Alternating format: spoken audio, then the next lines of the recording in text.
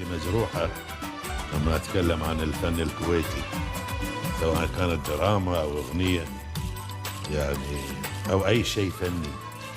يعني الكويت كانت نبراس مضيء وما زالت وستبقى إن شاء الله بحكم سياستها الحكيمة، يعني تكون دائما متعلقة ومتجددة، صاحبة رؤية، صاحبة حرية فكرية.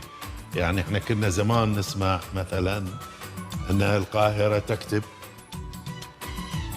بيروت تطبع، بغداد تقرأ. الله.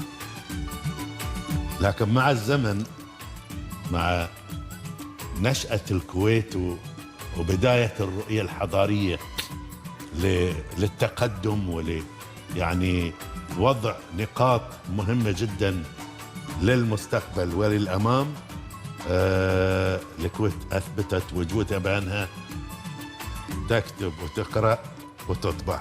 الله. فمن ضمن هالأشياء الدراما. نعم. يعني احنا إذا كنا بنتكلم بحكم احنا يعني من هالوسط، نعم. لنا علاقة بالأخوة الفنانين، نعم.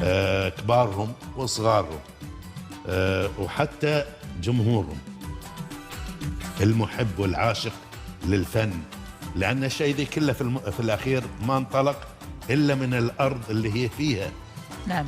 هذا العطاء، فيها هذا الشيء اللي يجب أن يطلع للناس وتشوفه وتستلذ فيه، من أغنية، من فنانين، من أوبريتات.